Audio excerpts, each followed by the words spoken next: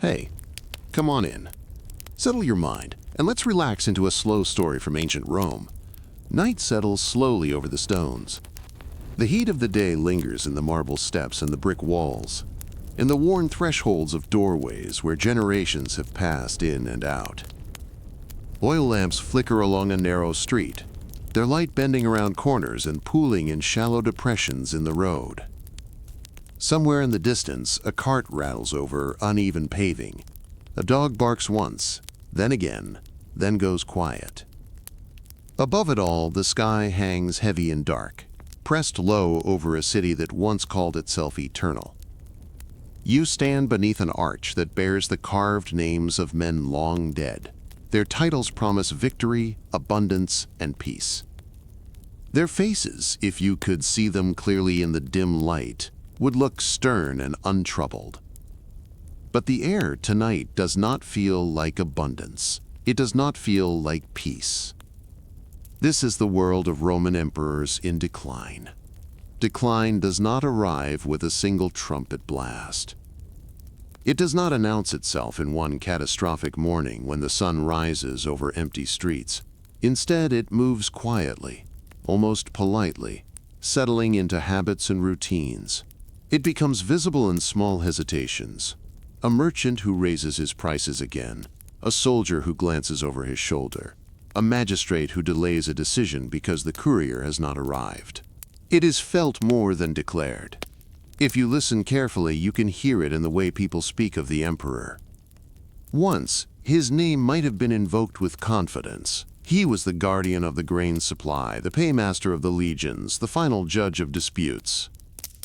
His image shone from coins that passed through every hand. His statues stood in forums from the misty edges of Britain to the hot sands of Syria. The empire was vast, but it was held together by the idea that one man, chosen by fortune and confirmed by the gods, stood at its center. Now that idea feels thinner. In taverns, men lean close over cups of sour wine and speak of rumors. Another uprising along the frontier. Another general proclaimed emperor by his troops. Another tax levy announced with the language of emergency. The emperor's portrait still appears on the coin, but the coin itself feels lighter. It rings differently when dropped onto a wooden table. The difference is small, almost imperceptible, yet it lingers in the mind. Decline is not only political. It is physical, it is economic, it is emotional. Walk through the marketplace at dawn. Traders from nearby farms bring baskets of olives, sacks of grain, and amphorae of oil. They glance toward the road more often than they used to. Bandits have grown bolder. Soldiers requisition supplies with sharper voices. The boundary between lawful demand and theft has blurred. Above the stalls, a faded banner hangs, proclaiming loyalty to the reigning emperor. The cloth is frayed at the edges. No one has replaced it. In earlier generations, the empire seemed anchored by predictability. Emperors ruled for decades. Sons succeeded fathers. Laws were proclaimed, taxes assessed, and legions stationed with a kind of mechanical certainty. The machine of empire was enormous, but it functioned. Now the machine shudders. In the late 2nd century, cracks began to widen. Succession, once managed with care, became a gamble. Armies on distant frontiers discovered their own power. If the emperor depended on soldiers to secure his throne, then soldiers began to realize that they could make emperors. A cheer in a camp, a raised standard, and a new Augustus might be declared before the news had even reached Rome. From the outside, the empire still looks formidable. Its roads stretch straight and hard across continents. Its aqueducts carry water over valleys. Its amphitheaters still host spectacles. Yet beneath the surface, something fundamental has shifted. The center no longer feels immovable. Imagine being a provincial governor in this era. Your loyalty is pledged to a distant ruler whose reign may not last the year. Couriers arrive with sealed letters bearing imperial commands, but whispers follow close behind. Another claimant marches from the Rhine. Another general gathers support in the east. You must decide whom to obey before you know who will prevail. To hesitate is dangerous. To choose wrongly is fatal. The people you govern sense this uncertainty. They watch you closely. If you appear unsure, their confidence falters. Taxes are harder to collect when subjects suspect that the regime demanding payment may collapse before winter. Legitimacy, once the quiet backbone of the empire, has become fragile. Legitimacy in Rome was always a performance as much as a principle. Emperors were proclaimed by armies, affirmed by the Senate, and sanctified by ritual. They distributed gifts, staged games, and minted coins with slogans of stability. The empire believed in what it could see and touch: banners, statues, ceremonies. But when emperors rise and fall in quick succession, the performance loses its power. Consider the ordinary soldier stationed on a cold frontier. His loyalty is practical. He expects pay, equipment, and the promise of land or pension after service. When pay is delayed or reduced, his patience thins. When news spreads that another general offers greater rewards, his allegiance wavers.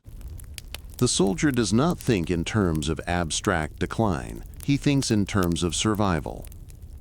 And so the empire's greatest strength, the disciplined professional army, becomes its most unpredictable force. It defends the borders from external threats, yet it also turns inward, elevating and toppling rulers with alarming speed. Meanwhile, the emperor himself rarely resides in the old capital. Rome, with its ancient forums and crowded neighborhoods, is no longer the practical center of power. Emperors travel constantly, following the legions, positioning themselves near the most volatile frontiers. The court becomes mobile. Decisions are made in fortified cities along rivers and mountain passes, rather than beneath the marble colonnades of the Senate. To the citizens of Rome, this feels like abandonment. They still host ceremonies, they still repair monuments, but the heartbeat of authority has shifted elsewhere. The old capital becomes a stage set, grand yet increasingly symbolic. Decline, then, is also a matter of geography. Far to the north, along the Rhine and the Danube, pressure mounts. Groups beyond the frontier test the empire's resolve. Raids become more frequent. Defensive lines require constant reinforcement. Every incursion demands troops, and every troop movement exposes weakness somewhere else. In the east, rival powers challenge Roman prestige. Diplomacy alternates with warfare. Treaties are signed, broken, renegotiated. Each campaign drains treasure and manpower. The empire is vast, but its resources are not infinite. Walk again through the city at night. Listen to the quiet conversations drifting from open windows. A mother wonders whether her son will be conscripted. A shopkeeper counts coins and frowns at how few goods he can purchase with them. A retired veteran tells stories of earlier campaigns when victory seemed certain and rewards generous. Memory becomes a kind of refuge. Older citizens recall an age when emperors ruled long and confidently, when frontiers felt secure and trade routes safe. Whether that memory is entirely accurate matters less than the comfort it provides. In contrast, the present feels unsettled. Even the rituals of religion take on a sharper edge. Offerings are made not only in gratitude but in anxiety. Temples see increased traffic during times of plague or famine. When disease spreads through crowded neighborhoods, it does not respect rank. Senators and laborers alike fall ill. Funeral processions become more common. Smoke from pyres thickens the air. Disease weakens more than bodies. It weakens tax bases, armies, and morale. A city that loses thousands of inhabitants does not simply replace them overnight. Fields go untended, workshops close, military recruitment suffers. The emperor may issue decrees encouraging childbirth or mandating service, but demographic reality resists command. Under such strain, policy grows harsher. Tax collectors receive stricter instructions. Officials are held personally responsible for quotas. Failure can mean punishment. To ensure revenue, authorities bind certain professions to their roles: sons of soldiers to the army, sons of farmers to the land. Mobility decreases. The empire tightens its grip in an attempt to hold itself together. To some, this looks like order. To others, it feels like suffocation. Decline does not mean immediate collapse. It means living in a system that demands more while promising less. Consider the coin once more. In earlier decades, its silver content was reliable, its value trusted. Over time, as expenses mounted, paying soldiers, funding campaigns, sustaining bureaucracy, the metal content was reduced. More coins were minted from less silver. Prices rose in response. Merchants adjusted. Soldiers demanded higher pay to match higher prices. The cycle fed itself. An emperor might attempt reform, recalling older standards, imposing price controls, threatening punishment for profiteers. Such measures can slow panic, but they rarely restore deep confidence. Confidence, once eroded, is difficult to rebuild. Yet even in decline, there is resilience. Local communities adapt. Town councils assume greater responsibility for maintaining order. Wealthy patrons fund repairs to baths and theaters, preserving civic pride. Farmers adjust crops. Traders reroute goods. The empire's vast network does not vanish. It shifts and strains, seeking new equilibrium. In this era, emperors themselves become symbols of both fragility and endurance. Some rise from humble origins, propelled by military acclaim. Others inherit the purple through bloodline or adoption. A few attempt sweeping reforms, reorganizing administration, dividing authority, or redefining succession to prevent further chaos. Their intentions vary. Their outcomes are uncertain. To rule in decline is to govern under constant pressure. Every decision carries risk. Favor the army too heavily, and civil administration suffers. Reduce military spending, and the frontiers weaken. Raise taxes, and unrest grows. Lower them, and the treasury empties. The emperor's court reflects this tension. Advisors argue in hushed tones. Generals press their demands. Courtiers maneuver for influence. Behind ornate doors, strategies are drafted that may determine the survival of regions far away. But even the most capable emperor cannot fully control the forces at work. Climate shifts alter harvests. Migration patterns change beyond the frontier. Epidemics erupt without warning. The empire, though vast, is embedded in a wider world it does not command. For the ordinary inhabitant, these vast forces are experienced in small ways. A higher bread price, a longer line at the well, a cousin drafted into service, a caravan delayed by unrest. Life continues. Children are born, marriages are celebrated, markets open each morning. The amphitheater still echoes with cheers during games. The empire does not feel like it is ending on any single day. Instead, it feels like standing on ground that subtly tilts. When historians later speak of decline, they often trace clear lines. This reform failed. This invasion succeeded. This emperor proved incompetent. But for those living through it, the picture is blurred. Events overlap. Causes intertwine. One crisis blends into another. The world of Roman emperors in decline is therefore not a simple tale of decay. It is a story of adaptation under stress, of institutions bending, sometimes breaking, of rulers striving to project strength while confronting structural weakness. In the glow of the oil lamp, the carved names on the arch still proclaim victory. The stones remain. The roads still connect distant provinces. The empire, even in decline, is immense. Yet beneath the stone and ceremony lies a question that no inscription can fully answer. How long can such a system endure when its foundations tremble? As the night deepens, the city grows quieter. The last voices fade. Guards pace along the walls, their armor catching faint light. Somewhere beyond the frontier, another army shifts in its camp. Somewhere within the palace, an emperor weighs reports and contemplates tomorrow. Decline is not darkness. It is twilight. And twilight can last a very long time. Morning comes slowly to the imperial court. Before the sun has fully cleared the rooftops, scribes are already at work. Wax tablets are unrolled. Seals are inspected. Couriers, dust still clinging to their cloaks, wait in shaded corridors to deliver reports from distant provinces. The machinery of empire does not sleep for long. From the outside, the Roman imperial system appears straightforward. There is an emperor. Beneath him stand governors, generals, magistrates, and tax officials. Laws flow downward. Obedience flows upward. The structure seems clear. But clarity in theory is not the same as stability in practice. An emperor is not crowned in a cathedral or elected by popular vote. His authority rests on a delicate balance of forces: the loyalty of the army, the acknowledgement of the Senate, the acceptance of the people, and the quiet cooperation of provincial elites who actually make the system function day to day. If any one of those pillars weakens, the entire structure trembles. In calmer eras, succession could be managed with care. A reigning emperor might adopt a capable heir, introduce him gradually to public life, grant him titles and command experience, and allow the army and Senate time to grow accustomed to the idea. The transition would feel orderly. Coins would be minted, bearing the likeness of both ruler and successor. Ceremonies would affirm continuity.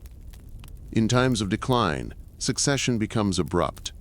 A death in a frontier camp, an assassination in a palace corridor, a general lifted onto a shield by cheering soldiers who believe he can deliver higher pay or greater glory. News spreads unevenly across the empire. Some provinces swear allegiance immediately. Others hesitate, waiting to see which claimant will survive the inevitable confrontation. The imperial system was never purely hereditary, nor purely elective. It was performative. It required recognition. Recognition had to be manufactured. When a new emperor was proclaimed, the first priority was often the army. Donatives, cash payments to soldiers, were distributed to secure loyalty. Speeches were delivered, promising stability and reward. Standards were raised, oaths renewed. At the same time, messages were dispatched to Rome and to provincial capitals. The Senate would be urged to ratify the new ruler. Governors would be instructed to announce his name in public assemblies. Coins would be struck bearing his portrait and titles, circulating his image faster than any speech could travel. A coin is small, but it is powerful. It passes through countless hands. It tells a story in metal: the emperor's face, his chosen slogans, the symbols he wishes associated with his reign. In stable times, this imagery reinforces confidence.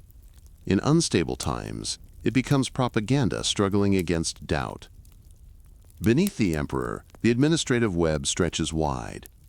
Provincial governors oversee justice, taxation, and local security. They depend on networks of local notables, wealthy landowners, and town councilors who manage daily affairs. These local elites are essential. They collect taxes, maintain infrastructure, and mediate disputes. Without their cooperation, imperial commands remain words on parchment. In an age of decline, these relationships grow strained. Governors worry that aligning with the wrong claimant could cost them their lives. Local elites grow wary of investing their wealth in public works if a new regime might confiscate it. Town councils struggle to meet tax quotas when harvests falter or trade slows. The imperial center demands consistency. The provinces experience volatility. Consider taxation. The empire's revenue comes largely from land taxes and trade duties. Assessments are calculated based on surveys of property and production. In theory, these figures are updated and adjusted. In practice, they can lag behind reality. If plague has reduced a region's population, or if warfare has disrupted farming, the tax burden does not automatically shrink. Officials are still expected to deliver the same sums. When shortfalls occur, pressure moves downward. Governors press town councils. Councilors press farmers and merchants. Resentment accumulates quietly. At the heart of the system stands the army. The Roman military is professional, disciplined, and vast. It guards thousands of miles of frontier. It builds roads and fortifications. It projects imperial power. Yet it is also expensive. Soldiers must be paid regularly. They expect equipment, rations, and eventually pensions or land grants. When emperors change rapidly, promises multiply. Each new ruler may pledge bonuses to secure loyalty. These pledges strain the treasury. If payment is delayed, discontent spreads. A soldier stationed along the Danube does not care deeply about debates in the Senate. He cares about his pay chest. He cares about the reliability of supply shipments. He cares about whether his commander can keep him alive through winter raids. If a rival general appears more capable or more generous, loyalty can shift. This is the paradox of the imperial system. The army exists to defend the empire, yet it holds the power to redefine who leads it. In earlier centuries, Rome itself had been the symbolic heart of authority. Senators gathered in ancient chambers, public speeches echoed across the forum, triumphs paraded victorious generals through crowded streets. By the time decline sets in, power has migrated. Emperors spend more time in frontier cities such as Trier, Milan, Nicomedia, or Antioch than in Rome. They position themselves where threats are greatest.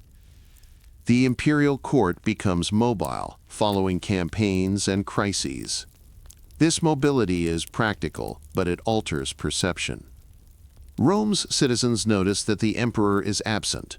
The Senate's role becomes increasingly ceremonial. Decisions are made elsewhere. The capital remains magnificent, yet it no longer directs the empire's pulse. Administration grows more complex in response to instability. As threats multiply, emperors create new offices and subdivide responsibilities. Provinces are split into smaller units to prevent any single governor from amassing too much power. Civil authority is separated from military command in many regions, reducing the risk of rebellion by ambitious officials. These reforms aim at control. But complexity has costs. More officials mean more salaries. More layers of bureaucracy mean slower communication. A petition might pass through several hands before reaching the emperor. Delays breed frustration. In cities across the empire, daily life continues under this expanding administrative canopy. Merchants navigate customs posts. Farmers measure yields against tax expectations. Artisans fulfill contracts for military supplies. The empire's infrastructure, roads, bridges, ports, still functions, though maintenance becomes harder when funds are scarce. Decline does not erase competence overnight. There remain skilled administrators, dedicated officers, and pragmatic governors who keep regions stable despite turbulence at the top, yet the margin for error narrows. Communication itself becomes a strategic concern.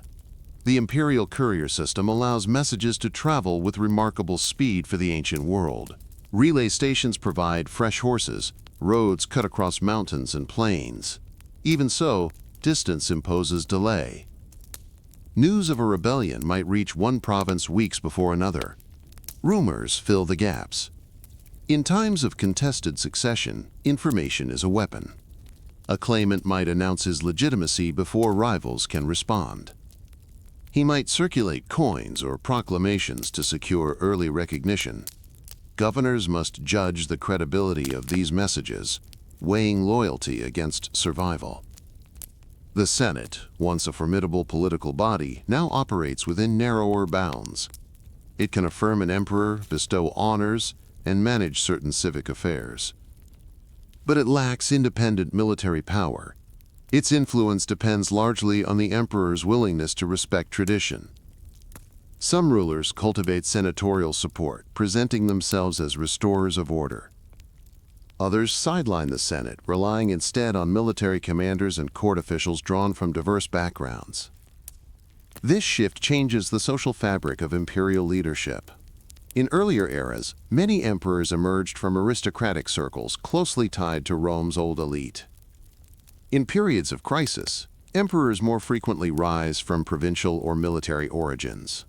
Merit and ambition, rather than lineage, propel them forward. This democratization of opportunity can invigorate the system, bringing fresh energy and perspectives. It can also unsettle established hierarchies. Local elites may feel alienated from rulers who do not share their cultural background. Conversely, provincial communities may feel represented by emperors who understand frontier realities firsthand.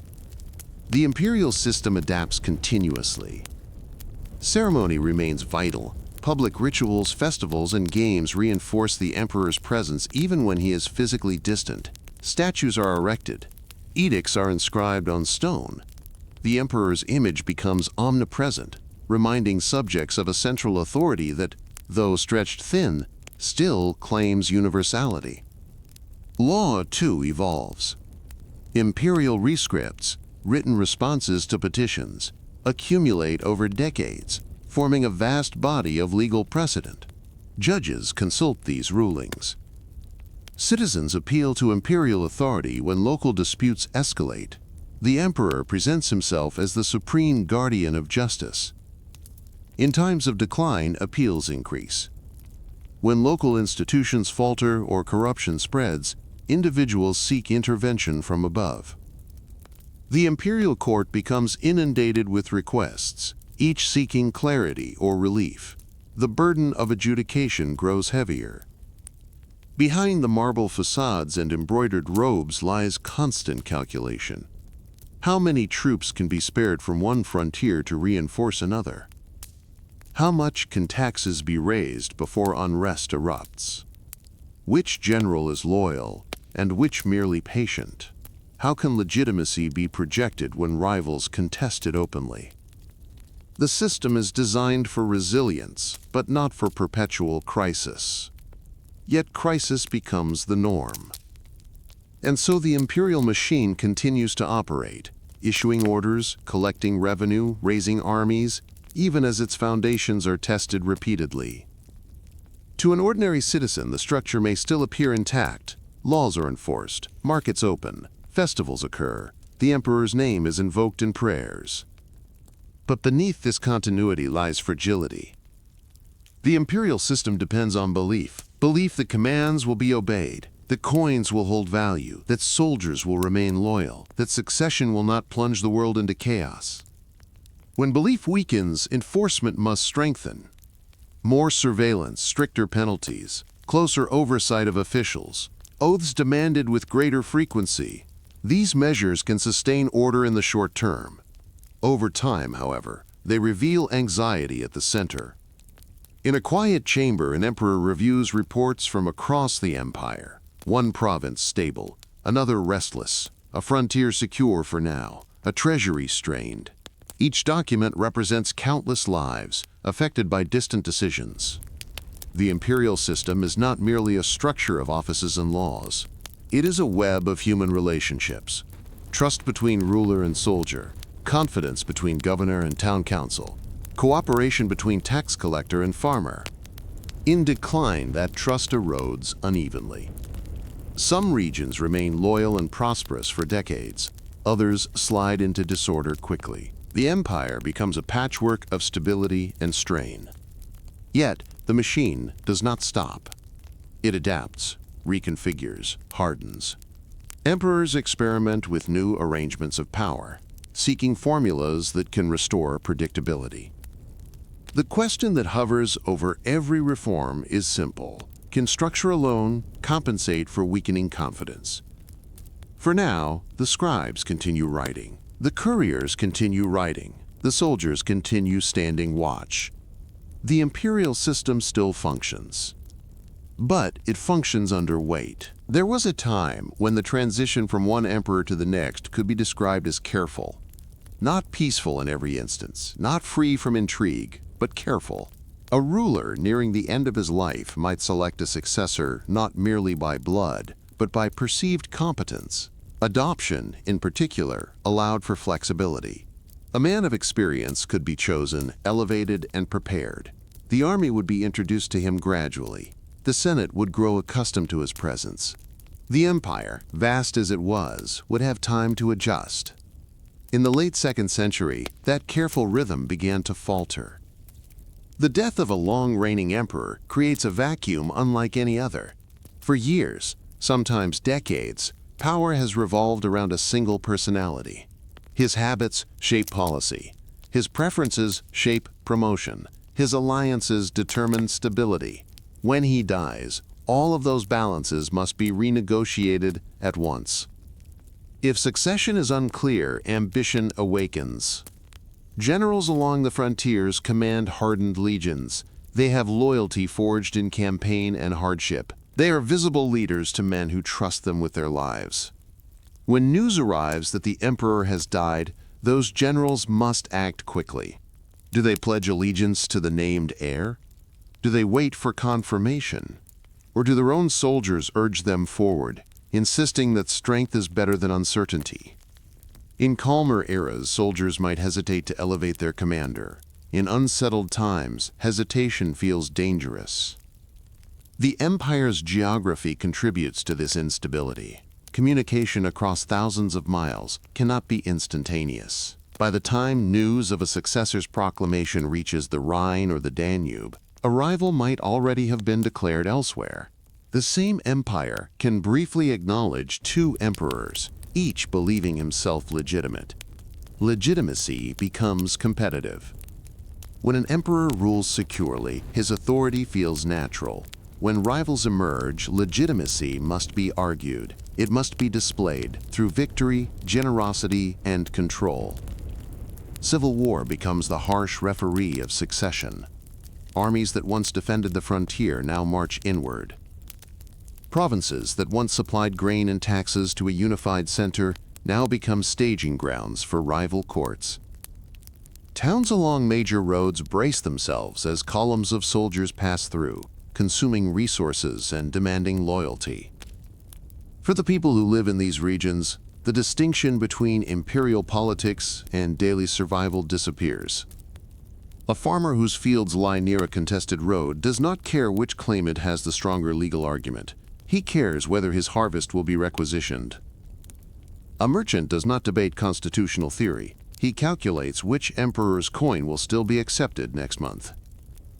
As succession grows more volatile, the performance of rule intensifies. New emperors adopt grand titles. They proclaim themselves restorers of the world, bringers of peace, defenders of tradition. Their proclamations promise stability even when their hold on power is fragile. Portraits on coins become more assertive. Statues present a commanding image. Yet image cannot fully conceal instability. The army, once the empire's anchor, becomes its pivot point. A legion stationed in one province may declare a general emperor out of loyalty or frustration. Another legion, loyal to a different commander, may respond in kind. The empire fragments not necessarily by geography at first, but by allegiance. Short reigns become common. An emperor might rule for months rather than years. Some fall in battle against rivals. Others are assassinated by their own guards when promises go unmet. Each abrupt ending reinforces uncertainty. If emperors do not last, why invest in their long-term projects? Why believe in their reforms? This pattern creates a psychological shift. The empire's earlier stability had fostered confidence in continuity. Citizens assumed that institutions would endure beyond any individual ruler. In an age of rapid succession, the individual ruler dominates the horizon. Attention focuses on who holds power this year, not on what the system guarantees next decade. Even the Senate, once central to public life, finds itself reacting rather than directing. When a new emperor is proclaimed by troops far from Rome, senators often confirm the choice after the fact. Refusal would be symbolic at best and suicidal at worst. The Senate retains dignity and ritual, but it no longer shapes succession decisively. This shift does not happen overnight. It unfolds through repeated crises. One civil war may be seen as an exception, two as unfortunate coincidence. After several in close succession, instability becomes normalized. At the same time, external pressures intensify. Frontier groups observe the empire's internal conflicts carefully. When legions are withdrawn from the border to fight rivals, gaps appear. Raids become more tempting. Defensive lines weaken. Victories against external threats can restore prestige, but defeats amplify doubt. An emperor who wins a decisive campaign may briefly stabilize the system. Triumphs still carry meaning. Public celebrations still reinforce authority. Yet such victories must now serve two purposes: defend the empire and silence internal rivals. The cost of failure is higher. A lost battle does not merely threaten territory, it invites challengers. A general who demonstrates military success may be urged by his troops to seek the purple. Success on the battlefield becomes politically dangerous, as well as prestigious. Succession shock reshapes the culture of leadership. Emperors must now be soldiers first and administrators second. Military competence becomes the primary qualification for survival. Courtly refinement or senatorial lineage matters less than the loyalty of hardened troops. This produces rulers drawn increasingly from the provinces and from military ranks. Their backgrounds can be diverse. Some rise from modest origins through discipline and ambition. They bring practical experience and first-hand knowledge of frontier realities. They also bring fewer ties to Rome's old aristocratic circles. The old elite adapts, but not without tension. Aristocrats who once expected influence through lineage must now cultivate favor with military rulers. Patronage networks shift. Loyalty becomes more transactional. At the same time, the pace of crisis leaves little room for gradual reform. An emperor who inherits a troubled throne faces immediate decisions: secure the army's loyalty, address fiscal shortages, respond to border incursions, and neutralize rivals. Long-term planning becomes a luxury. Short reigns encourage short horizons. If a ruler doubts he will survive the year, he may prioritize immediate consolidation over structural repair. Donatives to soldiers may outweigh investment in infrastructure. Punishments may be harsher to deter rebellion quickly. These choices can stabilize the moment while deepening long-term strain. For ordinary citizens, the revolving door of emperors creates confusion. Official proclamations change, oaths must be renewed, coins bearing one ruler's face are replaced by another's, statues are recarved or torn down, public prayers invoke new names, the ritual repetition becomes exhausting. Yet life continues. Markets still open at dawn, farmers still plow, children still learn trades. The empire does not dissolve simply because succession falters. But beneath continuity lies fatigue. Every new ruler promises restoration. Every new ruler insists that chaos ends with his accession. When promises repeatedly outpace results, trust erodes. Trust, once eroded, cannot be commanded back into existence. In this atmosphere, conspiracy thrives. Courtiers maneuver to position themselves near potential successors. Generals calculate whether loyalty or ambition offers greater security. Even members of the imperial household may become focal points of intrigue. Violence, once exceptional, becomes familiar. Assassinations, executions, and purges mark transitions. Loyalty oaths are demanded with urgency. Suspected rivals are removed preemptively. The palace, once a symbol of majesty, becomes a place of tension. The broader population experiences these upheavals indirectly but persistently. Tax demands may increase to fund rival campaigns. Conscription may intensify as emperors compete for manpower. Trade routes may be disrupted by marching armies. Each civil conflict leaves scars on regions it passes through. Over time, the empire's internal cohesion weakens. Not because its people cease to identify as Roman, but because the practical bonds, security, predictability, reliable authority, are strained repeatedly. The late 2nd and 3rd centuries reveal this transformation clearly. Stability gives way to volatility. Carefully managed succession gives way to contested claims. The imperial office, once the anchor of order, becomes the epicenter of instability. And yet, the empire does not fall at this point. It absorbs shock after shock. Strong rulers emerge intermittently, restoring temporary balance.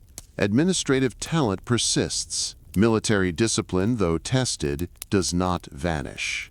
The story of succession shock is not one of immediate collapse, but of accumulating stress. Each crisis leaves residue, each civil war depletes resources, each rapid change in leadership chips away at confidence. By the time later generations look back, they will see patterns that those living through them could not fully discern. They will speak of turning points and eras of crisis. They will identify structural weaknesses and pivotal failures. For the people of the time, however, the experience is less clear and more immediate. A new emperor is proclaimed, oaths are sworn, coins are minted. Hope flickers again. But beneath that hope lies a question that grows harder to silence. Will this one last? When instability ceases to be an exception and becomes routine, something deeper begins to change. The 3rd century does not open with a single disaster. It unfolds as a cascade. One contested succession follows another. One frontier emergency overlaps with the next. The empire, accustomed to absorbing isolated shocks, now faces several at once. What had once been cracks become fractures. Emperors rise rapidly and fall just as quickly. Some reign only long enough to issue a handful of decrees before meeting violent ends. Others attempt reforms but are overtaken by rivals before their policies take root. The rhythm of rule becomes frantic. For soldiers stationed along the Rhine, the Danube, or in the East, loyalty grows increasingly practical. A distant emperor who cannot ensure pay or protection feels abstract. A nearby general who shares hardship and promises reward feels real. The result is fragmentation not merely of leadership, but of allegiance. In some regions, entire armies proclaim their own emperors. These claimants do not necessarily reject Rome, they claim to embody it. Each asserts that he alone can restore order. Each mints coins, appoints officials, and sends letters demanding recognition. For a time, multiple Roman worlds exist simultaneously.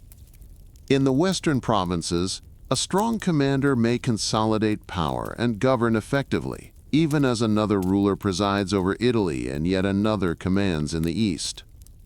Administrative routines continue within each sphere. Taxes are collected, courts operate, roads are maintained as best they can. Yet unity has thinned. Trade routes that once flowed seamlessly across provinces now encounter political borders. Merchants must navigate shifting allegiances. A coin accepted in one region may be discounted in another. The psychological sense of belonging to a single, unbroken empire weakens. The most dramatic expression of this splintering appears in breakaway regimes. In the West, provincial leaders band together under a local emperor who promises stability against external threats and neglect from the center. In the East, a powerful city and its surrounding territories assert autonomy, organizing defense and administration independently while still invoking Roman identity. These regimes are not foreign invasions. They are Roman responses to Roman weakness. Their leaders claim legitimacy through necessity. If the central government cannot defend or govern effectively, they argue, then responsibility must shift. For inhabitants of these regions, the change may feel less radical than later historians suggest. Local administration remains in place. Taxes are still demanded. Soldiers still patrol roads. The difference lies in the name invoked in official documents. But symbolism matters. An empire that once prided itself on indivisible authority now operates in pieces. Even if temporary, the division reveals vulnerability. At the same time, pressure along the frontiers intensifies. Groups beyond the Rhine and Danube test weakened defenses. Raiding becomes more coordinated. Some incursions are opportunistic, taking advantage of legions withdrawn for civil war. Others reflect broader movements of peoples responding to their own pressures, scarcity, conflict, or opportunity. The imperial response requires mobility. Field armies are shifted rapidly from one hotspot to another. Garrisons once fixed in place become more flexible. Emperors themselves lead campaigns personally, understanding that visible command reinforces legitimacy. Victory can restore temporary cohesion. A successful campaign against invaders or a decisive defeat of a rival claimant may reunify territories under one ruler. For a moment, the empire seems restored. Coins proclaim renewed unity. Public ceremonies celebrate salvation. Yet reunification often proves fragile. The structural problems remain: overextended frontiers, strained finances, ambitious generals, and the memory of recent division. Stability depends heavily on the competence and fortune of individual rulers. Economic strain deepens alongside political fragmentation. As civil wars multiply, so do extraordinary expenditures. Armies on campaign must be supplied. Loyalty must be purchased. Infrastructure damaged by conflict must be repaired. The treasury struggles to keep pace. Debasement of coinage accelerates. Silver content shrinks further. Coins grow lighter and less trusted. Prices adjust upward. Inflation becomes a daily reality rather than a temporary spike. Soldiers demand higher pay to compensate for diminished purchasing power. The cycle tightens. Merchants adapt by favoring barter or by demanding payment in more stable forms of wealth, land, goods, or foreign coin. Confidence in the imperial currency, once a symbol of unity, falters. In cities across the empire, walls are reinforced. Urban fortifications that had long been neglected are repaired or expanded. Towns that once relied on distant legions now invest in their own defenses. The landscape itself changes as watchtowers rise and gates are strengthened. These walls are practical measures. They are also psychological markers. A society that fortifies its cities signals that danger is no longer distant. It is near enough to require stone and mortar. Meanwhile, the imperial court becomes increasingly militarized. Advisors are often drawn from the officer corps. Civil administrators must navigate a culture in which battlefield success carries enormous weight. Decisions are shaped by immediate threats rather than long deliberation. The emperors of this era are frequently described as soldier emperors. Many come from provincial backgrounds, rising through the ranks by merit and force of personality. Their reigns are intense and often brief. They rule on horseback as much as from palaces. Their authority depends on constant movement, marching to suppress rebellion here, to repel invasion there. The empire feels less like a settled dominion and more like a field under continuous contest. For civilians, this mobility has consequences. Armies moving through provinces consume supplies. Requisitions strain local economies. Young men are drawn into service more frequently. Regions caught between rival forces may suffer devastation as each side seeks advantage. The cumulative effect is exhaustion. Communities rebuild after one campaign only to brace for another. Farmers sow uncertain whether they will reap. Traders weigh risk more carefully. Investment becomes cautious. Yet resilience persists. Local leaders develop strategies for survival. Some negotiate with passing armies to minimize damage. Others shift trade routes to safer corridors. Religious institutions provide charity and stability amid uncertainty. Faith, in particular, becomes a source of cohesion. Traditional cults continue, invoking divine protection. At the same time, newer religious movements spread quietly through urban centers and rural communities alike. In an era of insecurity, promises of spiritual certainty hold appeal. The imperial government alternates between tolerance and suspicion toward these movements, depending on the ruler and the perceived threat to unity. As the 3rd century progresses, the sheer frequency of emperors becomes remarkable. Names blur together in rapid succession. Each proclaims renewal. Each confronts immediate crisis. Few enjoy the luxury of long-term peace. This rapid turnover erodes not only confidence but institutional memory. Policies begun under one ruler may be abandoned by the next. Administrative continuity suffers. Officials hesitate to commit fully to reforms that may be reversed within months. In such an environment, bold restructuring begins to appear necessary. Some emperors experiment with dividing responsibilities, appointing co-rulers or heirs to manage distant regions more effectively. The logic is clear. A single individual cannot be everywhere at once in a world of simultaneous crises. These experiments foreshadow more systematic reorganization. But before comprehensive reform can take hold, the empire must survive its splintering. Gradually, Through a combination of military success and political consolidation, stronger emperors begin to reunify divided territories. Breakaway regimes are defeated or reintegrated. Frontiers are temporarily stabilized. The process is neither smooth nor permanent. Each reunification requires negotiation, clemency, and sometimes brutality. Rivals are pardoned or executed. Administrative posts are reassigned. Allegiances are recalibrated. When unity is restored, even briefly, relief spreads. Markets reopen along former fault lines. Travel becomes safer. Coinage stabilizes for a time. The idea of one empire regains substance. Yet the lessons of fragmentation linger. The 3rd century has demonstrated that the empire can divide internally without external conquest. It has shown that loyalty can shift regionally. It has revealed that the imperial system, though resilient, is not indivisible. The world of Roman emperors in decline is therefore not defined by a single catastrophic fall, but by this prolonged period of splintering and repair. It is a world in which authority is contested repeatedly, a world in which unity must be fought for again and again, a world in which emperors rule not from serene capitals, but from marching camps and fortified cities.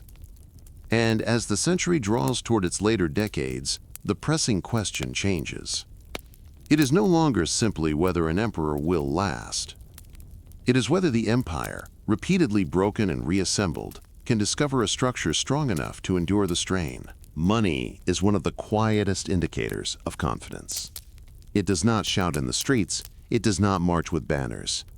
It passes from hand to hand with ordinary familiarity. Yet when trust in money begins to erode, the effects ripple through every corner of society. By the middle of the 3rd century, the Roman world feels those ripples constantly. For generations, the empire's silver coinage had served as a dependable medium of exchange. A denarius once carried predictable weight and purity. Its value was not merely symbolic, it was tangible. Merchants accepted it without hesitation. Soldiers trusted it as the measure of their pay. But maintaining a vast empire is expensive. Armies must be fed and equipped, fortifications repaired, roads maintained, officials compensated. Civil wars multiply these costs. Each rival emperor promises donatives to secure loyalty. Each campaign drains reserves. When revenue cannot keep pace with expenditure, rulers face a choice: raise taxes sharply, reduce spending, or alter the coinage. Altering the coinage proves tempting. By reducing the silver content of coins while keeping their nominal value the same, the state can mint more pieces from the same quantity of precious metal. In the short term, this increases liquidity. Soldiers can be paid, supplies can be purchased. In the long term, it corrodes trust. Merchants notice the change first. A coin that once rang with a clear tone now sounds duller. Its surface looks different. Over time, word spreads that new issues contain less silver than older ones. Prices adjust accordingly. Inflation is not an abstract concept for the people of this era. It is the baker who must charge more for bread because the flour he purchases costs more. It is the soldier who finds that his increased pay buys no more than before. It is the tax collector who must gather ever larger sums to meet quotas set in nominal currency rather than real value. As prices rise, wages chase them. As wages rise, more coin must be minted to meet obligations. The cycle tightens. In some regions, barter regains prominence. Farmers exchange grain directly for tools. Artisans accept goods in kind rather than unreliable coin. Taxes are sometimes collected in produce or livestock instead of currency. The empire's monetary economy does not vanish, but it becomes uneven. Unevenness breeds inequality. Those with access to stable forms of wealth, land, precious metal reserves, foreign coinage, can insulate themselves somewhat from fluctuation. Those who rely on fixed wages or small-scale trade feel the shock more acutely. Urban life is particularly sensitive. Cities depend on steady supply chains. Grain shipments from North Africa and Egypt must arrive reliably to feed dense populations. When transportation is disrupted by conflict or piracy, shortages follow. When shortages coincide with inflation, unrest simmers. Bread prices have political weight. An emperor who cannot ensure affordable grain risks more than hunger. He risks legitimacy. The memory of earlier rulers who maintained abundant supply lingers. Comparisons are inevitable. Taxation grows heavier and more rigid in response to fiscal strain. Imperial administrators attempt to standardize assessments more strictly. Land is surveyed. Occupations are categorized. In some cases, individuals are legally bound to their professions to prevent tax evasion or labor shortages. A farmer's son is expected to remain a farmer. A soldier's son to enter service. These measures aim at predictability. If the state can forecast revenue accurately, it can plan expenditures. If professions remain stable, tax collection becomes more efficient. Yet such rigidity limits mobility. Economic dynamism narrows. For local elites, the burden intensifies. Town councilors, often drawn from wealthy families, are responsible for ensuring that their communities meet imperial tax quotas. If shortfalls occur, councilors may be required to cover the difference from their own resources. What was once an honor becomes a liability. Some attempt to withdraw from civic duties. The state responds by making such positions compulsory. Public service shifts from prestige to obligation. Meanwhile, the army remains the empire's largest expense. Pay must be competitive enough to maintain loyalty. Equipment must be supplied consistently. Fortifications and frontier installations require constant maintenance. In times of crisis, additional units are raised, compounding costs. When the treasury strains, emperors sometimes seize wealth from rivals or impose extraordinary levies. Confiscations follow political purges. Wealth of condemned elites is absorbed into the state. Such measures provide temporary relief, but deepen anxiety among those with property. Confidence in economic stability depends not only on coin purity, but on predictability of policy. If merchants fear sudden confiscation or arbitrary tax increases, they invest less. Trade slows. Hoarding becomes rational. Hoarding, in turn, reduces money in circulation, exacerbating liquidity problems. Foreign trade also feels pressure. Roman merchants exchange goods with regions beyond imperial borders. Silks, spices, precious stones. When internal instability weakens the currency, foreign partners may demand payment in more reliable forms of silver or gold. Trade balances shift. Gold, less frequently debased, becomes increasingly significant. While silver coinage fluctuates wildly, gold retains prestige and trust. Over time, reforms will emphasize more stable gold currency to restore confidence. But in the 3rd century, such stability remains elusive. Inflation carries psychological consequences as well as economic ones. People begin to think in shorter horizons. Long-term contracts become riskier. Loans are complicated by fluctuating value. Dowries and inheritances must be recalculated against uncertain prices. The sense that tomorrow's coin will be worth less than today's encourages immediate spending or conversion into tangible assets. Economic strain feeds political strain. Soldiers dissatisfied with pay may support a rival promising higher donatives. Urban populations facing shortages may protest or riot. Provincial communities burdened by taxes may resist or delay payment. An emperor confronting fiscal crisis must balance coercion with conciliation. Too much force risks rebellion. Too much leniency empties the treasury.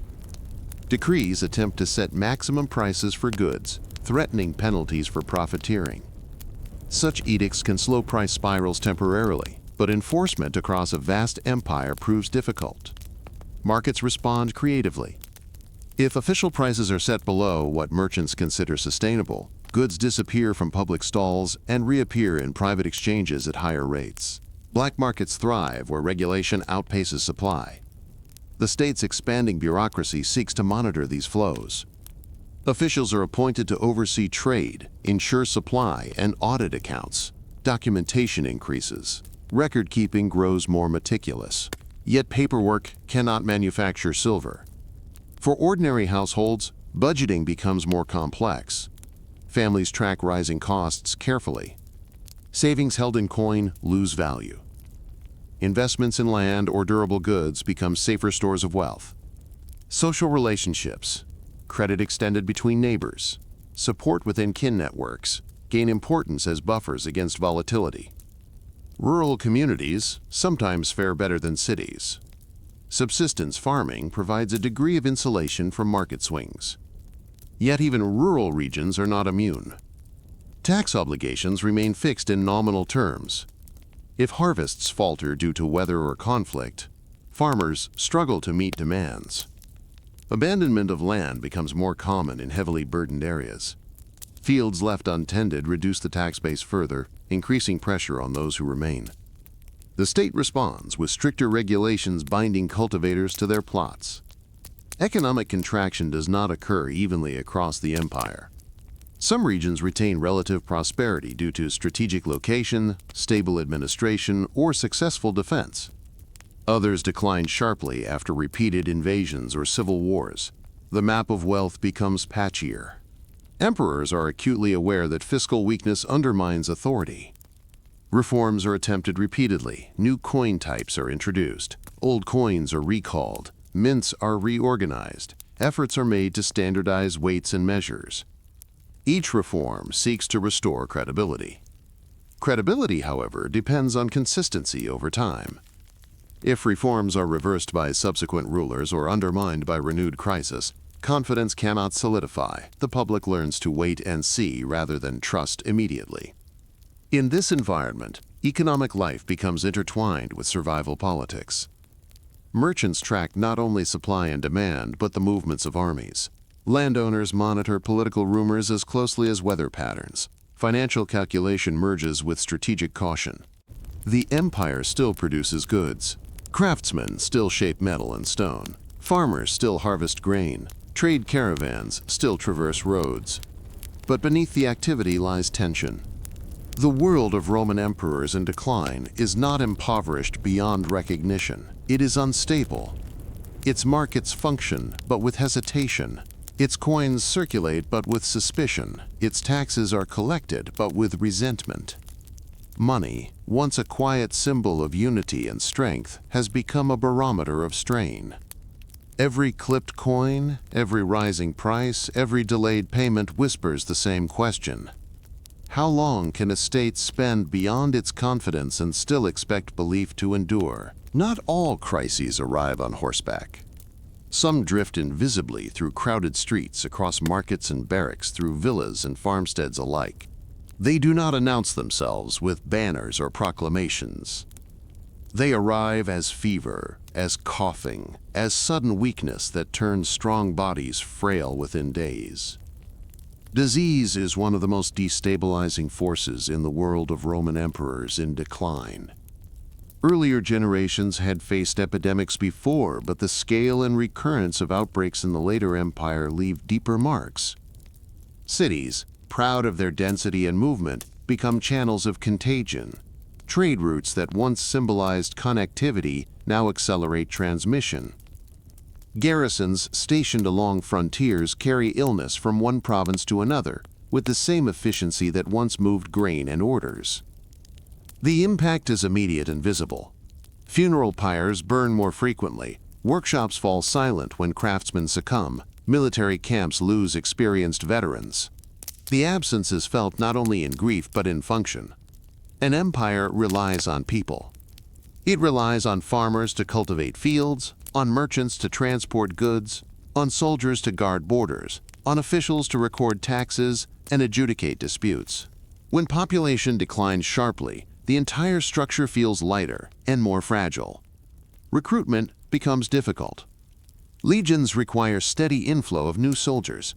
If disease reduces the pool of able-bodied young men, standards must adjust. Emperors may lower age requirements, expand recruitment to previously exempt groups, or rely more heavily on allied forces from beyond the frontier. Each adjustment carries consequences. Lowering standards risks weakening cohesion. Increasing reliance on federated allies strengthens frontier defense in the short term, but alters the composition of the army in the long term. Demography quietly reshapes military culture. Agriculture suffers as well. Fields left untended for lack of labor produce smaller harvests. Irrigation systems fall into disrepair, vineyards decline, grain shipments shrink. When reduced harvests coincide with inflation and political instability, pressure compounds. Urban centers, dependent on steady rural supply, feel the strain quickly. Bread grows scarcer, prices rise further. Malnutrition weakens resistance to disease, creating a grim cycle in which illness and hunger reinforce each other. In rural districts, entire villages may thin dramatically. Survivors inherit abandoned plots, but they also inherit heavier obligations. Tax quotas rarely adjust swiftly to reflect sudden population loss. Those who remain must compensate for those who have died or fled. The state responds with increased rigidity. To prevent abandonment of land and ensure continued production, laws bind cultivators more tightly to their fields. Movement becomes restricted. What may have once been voluntary tenancy hardens into hereditary obligation. These measures aim at stability. Yet they also reflect anxiety. An empire confident in its demographic vitality does not need to tether its population so firmly. Disease carries psychological weight beyond its economic toll. In times of epidemic, explanations are sought urgently. Some attribute outbreaks to divine displeasure, others blame foreign influence or moral decay. Rumor spreads faster than fact. Religious life intensifies. Temples receive increased offerings, processions wind through streets, appeals for protection rise. At the same time, communities that offer organized care for the sick, providing food, burial, and support, gain loyalty and respect. Spiritual frameworks adapt to crisis. Belief systems that promise meaning amid suffering resonate more strongly when death feels arbitrary and near. The religious landscape of the empire, already diverse, becomes more dynamic. Emperors must navigate this terrain carefully. Public piety can reinforce legitimacy. Participation in traditional rites signals continuity. Yet persecution of minority sects, if perceived as unjust or ineffective, can generate sympathy for those targeted. Disease exposes the limits of imperial control. It cannot be defeated by decree. Beyond immediate mortality, long-term demographic contraction alters settlement patterns. Some cities shrink in population, contracting within their walls. Grand public buildings fall into partial disuse. Maintenance becomes selective rather than comprehensive. Urban life continues, but at reduced scale. In contrast, certain fortified centers gain prominence as people seek security behind walls. The geography of importance shifts subtly. Labor scarcity reshapes social relationships. Where workers are fewer, their value increases. Landowners may compete to attract tenants with favorable terms. At the same time, the state tightens regulations to prevent flight from obligations. Freedom and constraint coexist uneasily. In the army, repeated outbreaks undermine morale. A soldier fears the enemy's blade, but he can see it and defend against it. Illness is less predictable. Camps become places not only of discipline but of vulnerability. Units weakened by disease are less effective in battle, compounding strategic risk. The emperor's image as protector is tested. He can lead armies against invaders. He can negotiate treaties. He can reorganize administration. But he cannot command pathogens to retreat. The limits of power become visible. Plague also disrupts communication and governance. Officials fall ill. Couriers are delayed. Hearings postponed. Backlogs accumulate. When governance slows, frustration rises. Petitions go unanswered. Justice is deferred. In some regions, local leadership fills the gap. Town councils assume greater responsibility for distributing relief. Religious communities organize care. Informal networks of mutual aid strengthen. These local adaptations demonstrate resilience, yet they also reveal a decentralization of authority. An empire under demographic stress must rethink its structure. If population density declines, tax models based on earlier abundance become unrealistic. If military recruitment falters, strategic planning must adapt. If urban centers shrink, administrative geography must adjust. These recalibrations require time and stability, two commodities often in short supply during decline. Disease does not strike uniformly across the empire. Some regions escape relatively lightly in certain waves. Others are devastated. This uneven impact further fragments the imperial landscape. A province spared may prosper relative to one deeply affected. Regional disparities widen. Migration patterns shift in response. Survivors move toward opportunity or away from danger. Borderlands may be repopulated by allied groups invited to settle and cultivate land in exchange for military service. These arrangements bring short-term stability and long-term transformation. The demographic map of the empire grows more complex. Emperors confronting these realities must make pragmatic choices. They may grant land to federated peoples to bolster frontier defense. They may adjust tax assessments, at least temporarily. They may reorganize provinces to improve oversight. Each measure is both solution and gamble. Granting land strengthens defense but changes cultural balance. Relaxing tax burdens eases resentment but reduces revenue. Reorganizing administration increases control but expands bureaucracy. The cumulative effect of disease over decades is subtle but profound. An empire that once assumed steady population growth now operates under constraint. Expectations adjust downward. Grand construction projects become rarer. Maintenance takes precedence over expansion.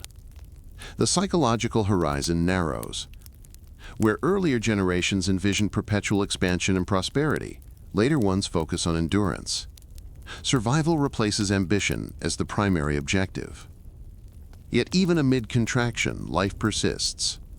Children are born to replace those lost. New communities form. Trade revives in altered patterns. The empire's vastness provides buffers. Not every region declines simultaneously. Still, the memory of recurring plague lingers. It shapes policy indirectly. It encourages caution. It reinforces the sense that stability is fragile and contingent. In the world of Roman emperors in decline, disease is not merely a background condition. It is a force that weakens armies without battle, empties treasuries without siege, and erodes confidence without proclamation. It does not topple the empire in a single blow. Instead, it reduces margins. Margins of manpower, margins of revenue, margins of patience. And when an empire already strained by political fragmentation and economic instability loses its margins, the space for error narrows sharply. The question facing emperors is no longer only how to defeat rivals or repel invaders. It is how to govern a world diminished in number yet still vast in obligation. How to maintain authority when population shrinks. How to collect taxes when fields lie empty. How to field armies when recruits are scarce. Disease offers no negotiations, no treaties, no surrender terms. It simply leaves behind a thinner world. And in that thinner world, every other strain weighs more heavily. By the late 3rd century, survival itself begins to look like strategy. After decades of fragmentation, inflation, plague, and rapid succession, the empire has endured, but endurance alone is no longer enough. The pattern is clear. Strong rulers restore order temporarily, only for instability to return with their deaths. If the structure remains unchanged, crisis will repeat. What is required now is not merely another capable emperor. What is required is redesign. The realization grows slowly but firmly within imperial circles. No single man, however energetic or skilled, can be everywhere at once. The empire's frontiers stretch from mist-covered northern forests to desert edges and mountain passes. Threats arise simultaneously in different regions. Civil war ignites when succession is ambiguous. Distance magnifies delay. The solution that emerges is bold. Authority will be shared. Rather than one emperor governing an unwieldy expanse, multiple rulers will divide responsibility while maintaining unity of purpose. The empire will remain one in theory, but its administration will operate through coordinated leadership. This restructuring is not an admission of weakness. It is framed as strength. Two senior emperors will hold supreme rank. Beneath them, two junior colleagues will assist, learn, and eventually succeed. Power becomes layered, organized, and geographically distributed. Each ruler commands specific regions, focusing on immediate threats while cooperating with his counterparts. The design addresses several chronic problems at once. Succession becomes more predictable. A junior ruler, already elevated and recognized, can step into senior authority without the chaos of sudden proclamation by restless troops. Frontiers receive constant attention from resident emperors rather than distant oversight. Decision-making accelerates. Capitals shift accordingly. Instead of centering political gravity in ancient Rome, emperors establish courts in strategically positioned cities closer to contested borders. Administrative hubs multiply, bureaucratic presence thickens. The empire becomes less ceremonial and more logistical. The symbolism is unmistakable. Power no longer resides primarily in marble forums, but in fortified cities and military headquarters. Authority is measured by responsiveness and coordination rather than tradition alone. Administrative reform accompanies political redesign. Provinces are subdivided into smaller units, limiting the power of individual governors and improving oversight. Larger regional groupings are created to coordinate these provinces efficiently. Civil and military responsibilities are increasingly separated, reducing the likelihood that a single ambitious official can command both tax revenue and armed force in the same territory. The intention is control through balance. Where earlier instability arose from concentrated power and uncertain succession, the new structure distributes authority deliberately. Taxation systems are recalibrated. More systematic assessments attempt to align revenue with actual production. Regularized censuses and surveys aim to eliminate guesswork. Instead of relying solely on fluctuating coinage, the state increasingly values payments in kind, grain, livestock, raw materials, ensuring that armies can be supplied even if currency falters. This shift creates stability, but also rigidity. Communities are measured, categorized, and documented more thoroughly than before. Obligations become clearer and harder to evade. The empire grows more bureaucratic, more methodical. Reform extends to the army.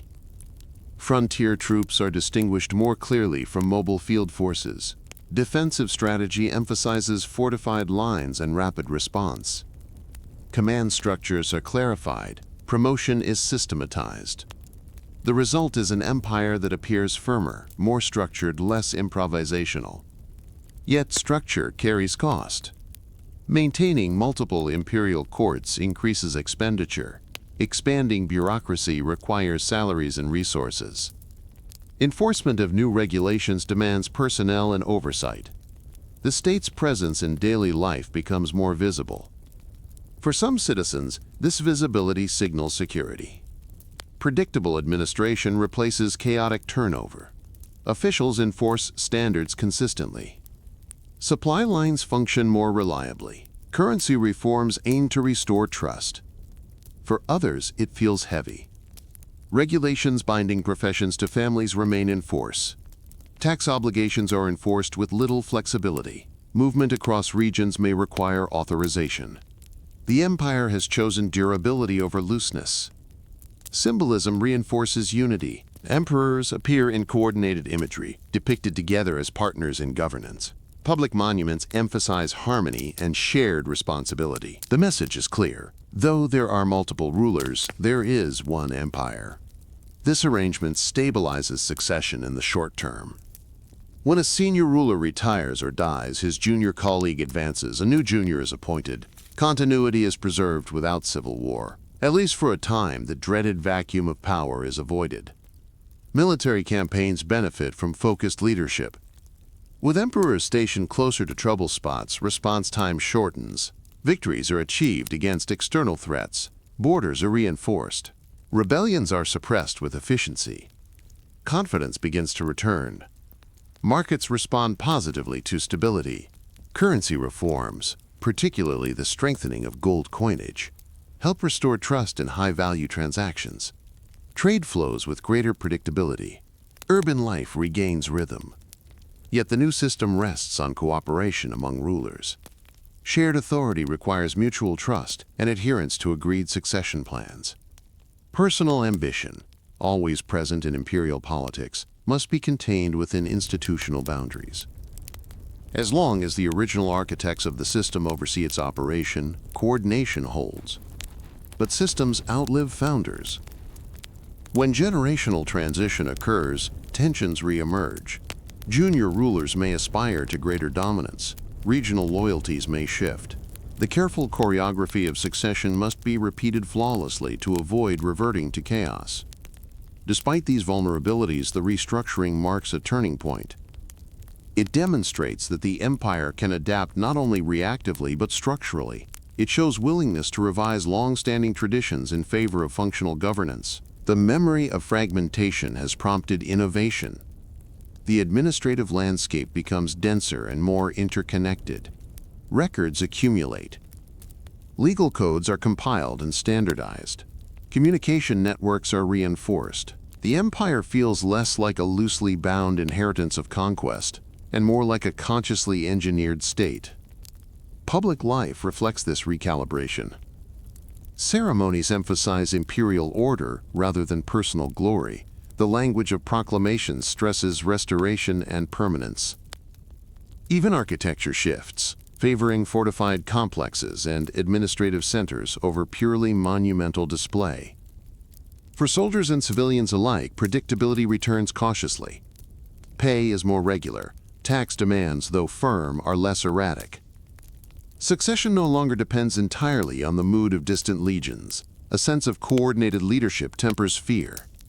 Yet beneath restored order lies memory. The decades of fragmentation have not vanished from collective experience. Trust, once fractured, heals slowly. Regions that tasted autonomy may remember it. Generals who once rose through acclaim may not forget the possibility. The restructured empire is stronger than it was in the darkest years of crisis. But it is also more centralized, more regulated, and more dependent on administrative precision. Precision must be maintained. If corruption spreads, if cooperation falters, if economic strain resurfaces, the carefully balanced system could tip once more. For now, however, the world of Roman emperors in decline enters a phase not of collapse, but of consolidation. Authority is shared deliberately rather than seized impulsively. Frontiers are guarded methodically rather than frantically. Revenue is assessed systematically rather than improvised. The twilight has not lifted fully into daylight, but it has steadied. An empire once splintered has been gathered again, not through nostalgia, but through redesign. Whether this redesign will endure depends not only on structure, but on the character of those who inherit it. For structure can guide ambition. It cannot extinguish it. The question now shifts from survival to sustainability. Can a divided leadership remain unified in purpose? Can bureaucracy maintain efficiency without becoming burden? Can reform outpace the next crisis? The empire stands at a recalibrated equilibrium, stronger than before, yet still aware that decline, once experienced, can return. Stability has been engineered. Time will test whether it has been secured. Reform brings stability, but stability invites transformation. The redesigned imperial structure restores order after decades of fragmentation. Shared rule, fortified administration, and clarified succession provide breathing room. Yet once crisis no longer consumes every moment, deeper shifts begin to unfold.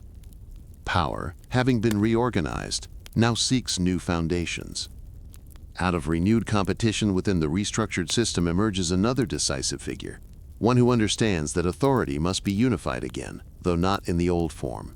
The experiment in shared leadership stabilizes the empire, but it also generates rivalry.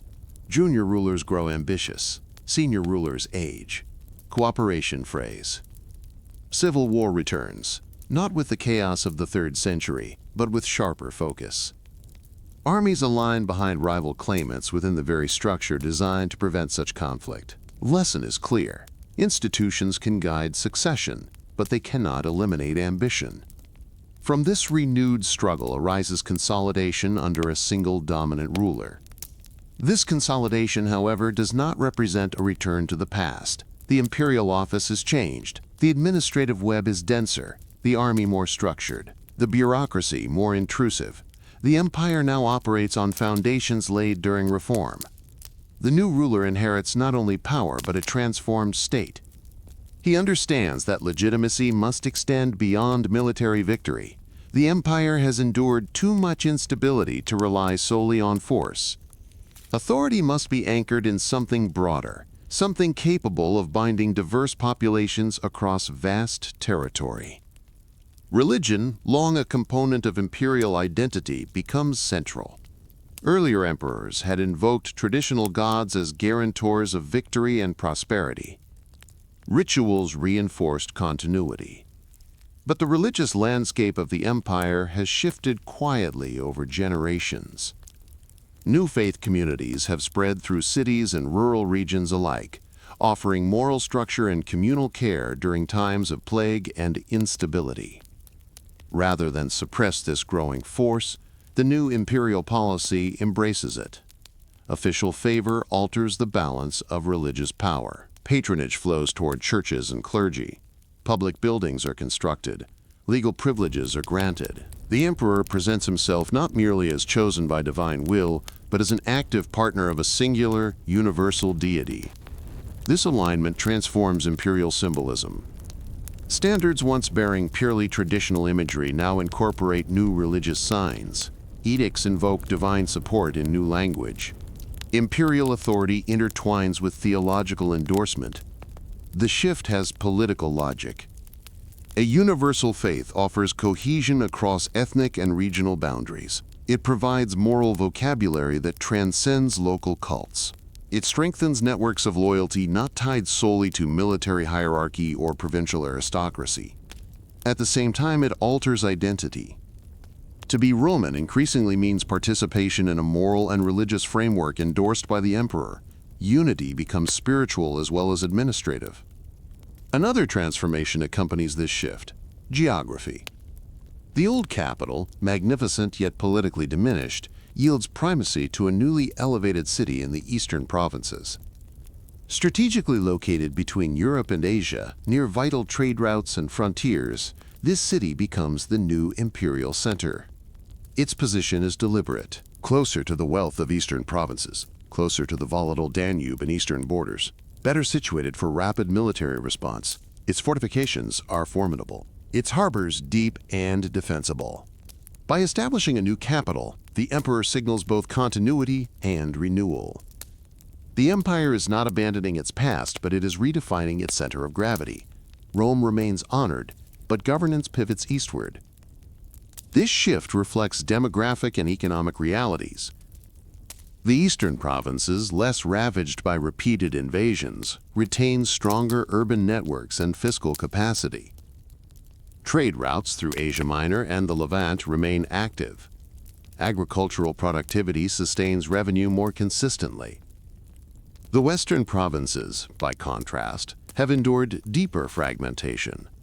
The empire is no longer symmetrical.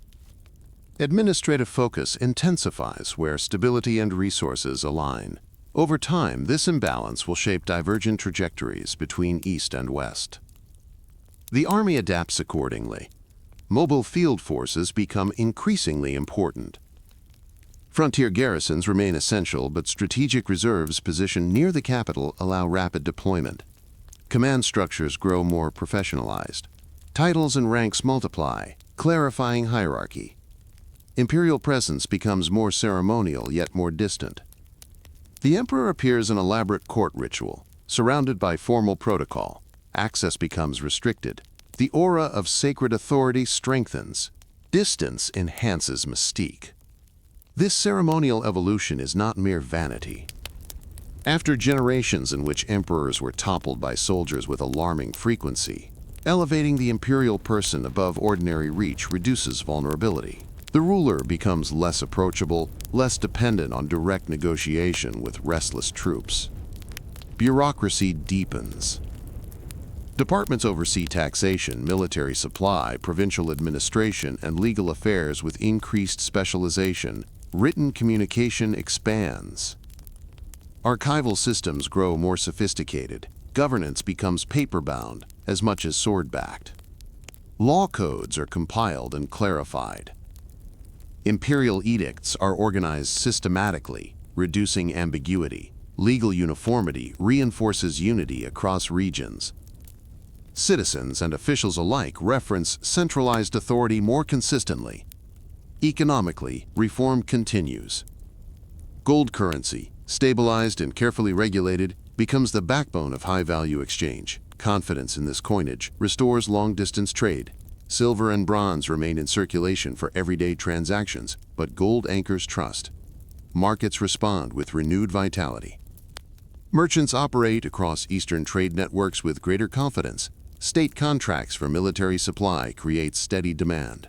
Urban centers expand in certain regions. Yet prosperity is uneven. While eastern provinces experience relative stability, western territories struggle with recurring pressure along borders and weaker fiscal bases. The empire remains unified politically, but structurally asymmetrical. Religious patronage reshapes social welfare. Church institutions assume growing roles in charity, education, and mediation.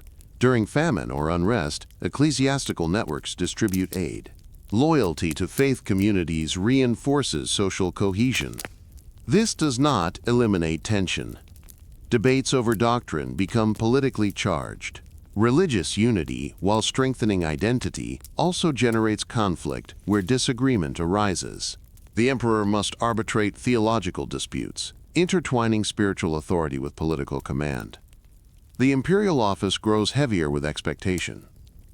The ruler is no longer only general and administrator, but guardian of orthodoxy and moral order. Authority expands in scope even as it becomes more secure in structure. Military campaigns continue, but they are framed differently.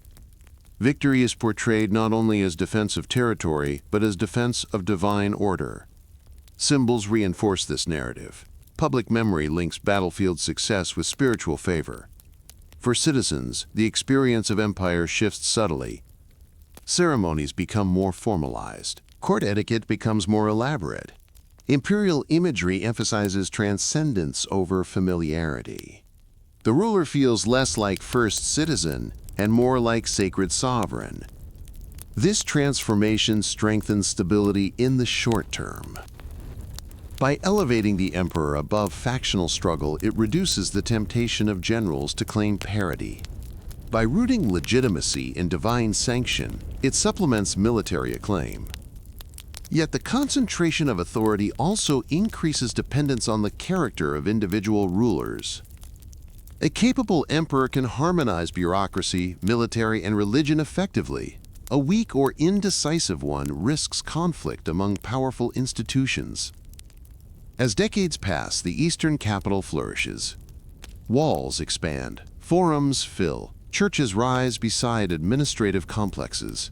Trade flows through harbors linking Mediterranean and Black Sea routes. The city embodies renewal. In contrast, parts of the Western Empire confront mounting strain. Frontiers along the Rhine and Danube face intensified movement of peoples. Alliances and confrontations alternate. Military resources, though reorganized, are stretched thin. The divergence is gradual, not abrupt. Both halves remain part of a single imperial system. Laws apply across regions.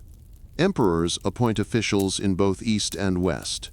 Yet fiscal strength and strategic advantage increasingly favor the East. The world of Roman emperors in decline has entered a new phase. It is no longer defined by rapid fragmentation alone, but by transformation. Political authority has been sacralized. Administration has been professionalized. Geography of power has shifted. Economic stability has been partially restored through monetary reform.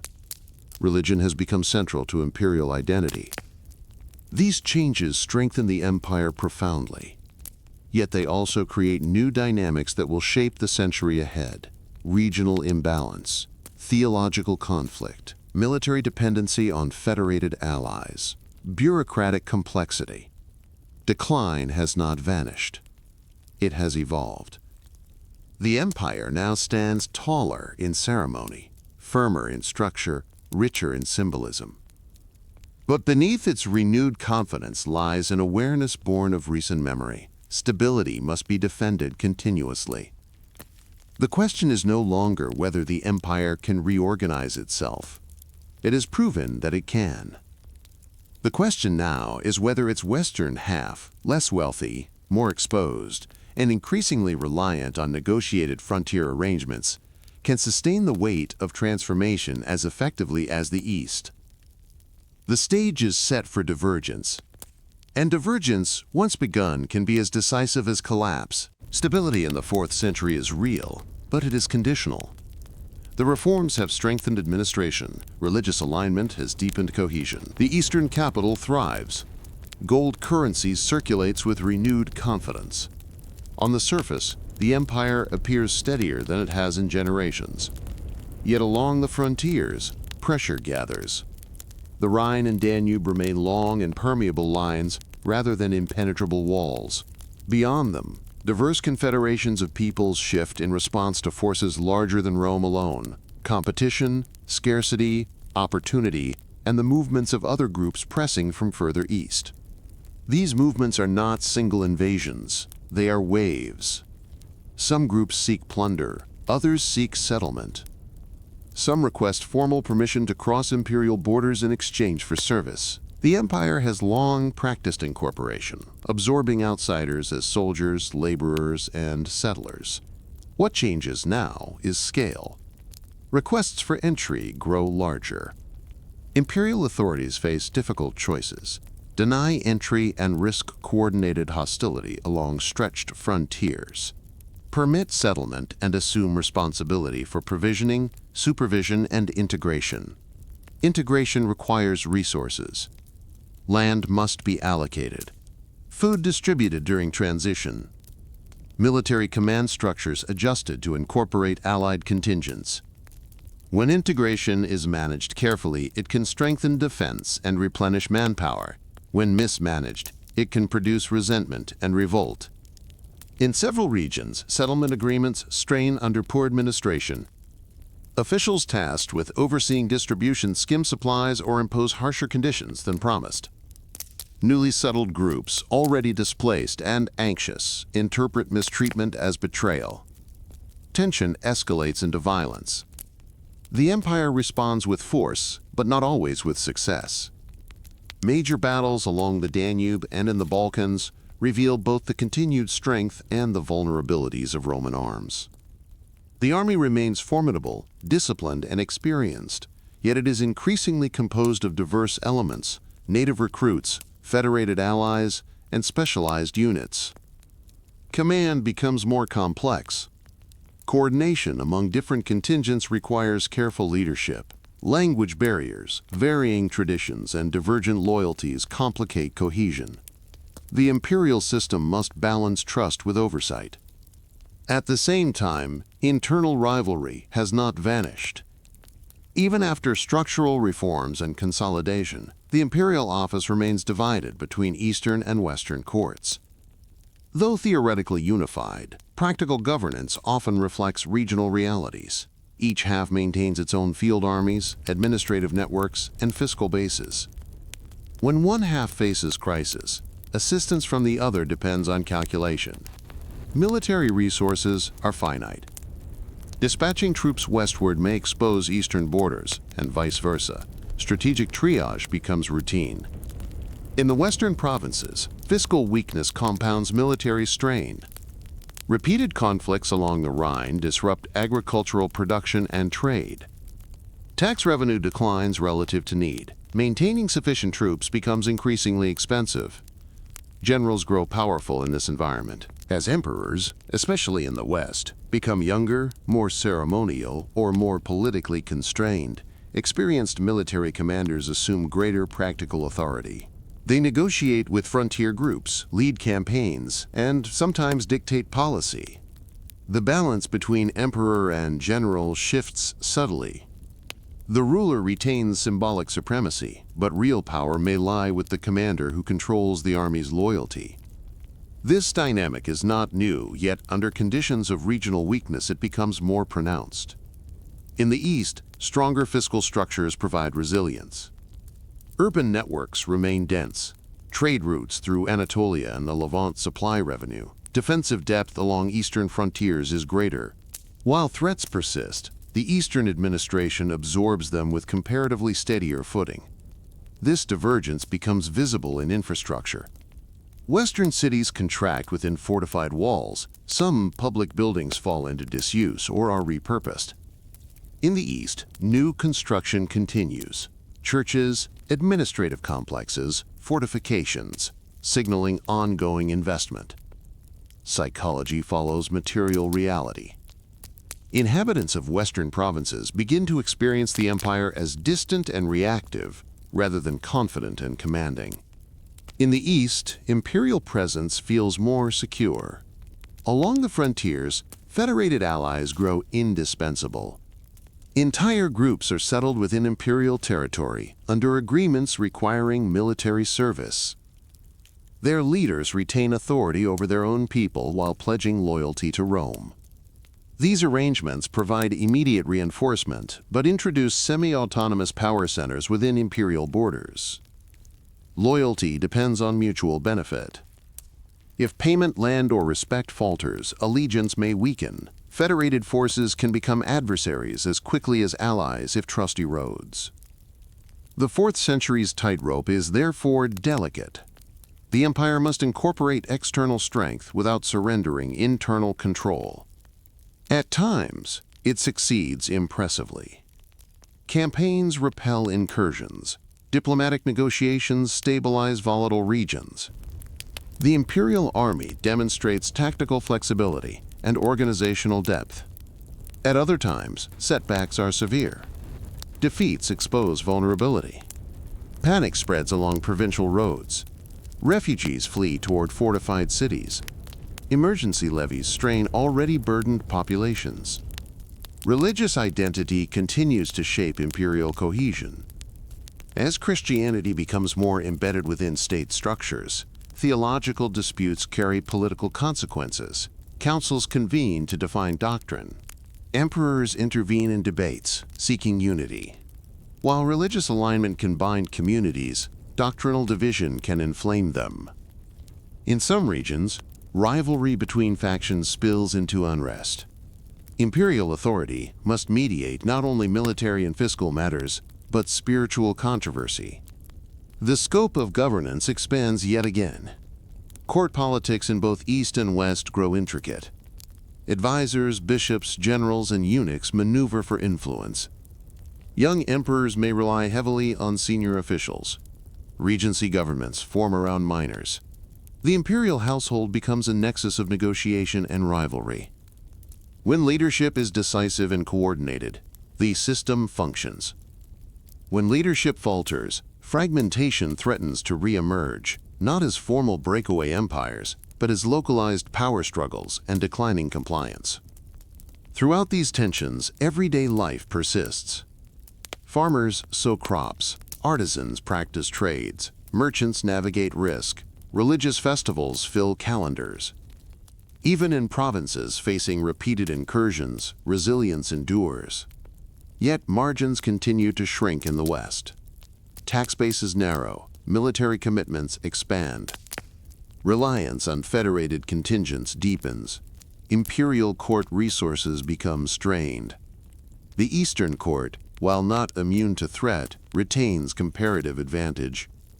Its treasury is fuller, its cities more populous, its strategic position more defensible. As decades pass, this asymmetry shapes policy implicitly. When crises erupt in the West, Eastern assistance is sometimes delayed or limited, not out of indifference, but out of calculation. The empire is still one in law. It is becoming two in experience. The Rhine frontier illustrates the mounting difficulty. Raiding confederations test defenses repeatedly. River crossings become more frequent during periods of freezing or low water. Garrison forces must be reinforced constantly. Local landowners shoulder greater defensive responsibilities. In some cases, entire frontier zones become militarized landscapes. Villages cluster near forts. Trade shifts to safer corridors. Civilian populations grow accustomed to alarm. The Danube frontier presents similar complexity. Diplomacy alternates with confrontation. Federated settlements are both buffer and potential flashpoint. Imperial commanders must balance firmness with accommodation. Within this environment, Western emperors often depend heavily on their leading generals. A strong general can stabilize regions temporarily. A failed campaign can accelerate decline. When generals are assassinated, sidelined, or drawn into court intrigue, military effectiveness suffers abruptly. Meanwhile, Eastern emperors refine administrative continuity. Succession, though not free of tension, proceeds with greater predictability. Bureaucratic institutions maintain momentum despite individual transitions. Religious policy remains influential, but comparatively contained. The divergence deepens incrementally. There is no single moment when unity dissolves. There is instead a gradual widening gap between capacity and obligation in the West. The empire still fields armies across both halves. It still issues unified law codes. It still proclaims a single Roman identity. But in practical terms, Western resilience depends increasingly on personalities rather than systems. The 4th century tightrope stretches taut. One mismanaged settlement, one failed harvest, one disastrous battle. Each could tip fragile balance into renewed fragmentation. Yet the empire does not collapse during this century. It endures through adaptation, negotiation, and persistent military effort. It absorbs shocks that would have shattered smaller states. The world of Roman emperors in decline during this period is defined not by immediate ruin, but by strain under asymmetry. The East grows more stable and institutionalized. The West grows more exposed and contingent. Both remain Roman. But their futures are beginning to diverge in ways that structure alone cannot fully reverse. The twilight holds, but the light is stronger in one direction than the other. Decline rarely ends with a single sound. There is no universal crash that echoes from Britain to Africa on the same morning. No single proclamation that declares the empire finished. Instead, the western half of the Roman world unravels gradually, through substitution rather than sudden disappearance. By the early 5th century, the Western imperial court still exists. Emperors are appointed, laws are issued, coins are struck. Titles are distributed with ceremonial precision. From a distance, continuity persists. Up close, however, authority has narrowed. The Western emperor increasingly depends on powerful generals whose loyalty is as essential as it is uncertain.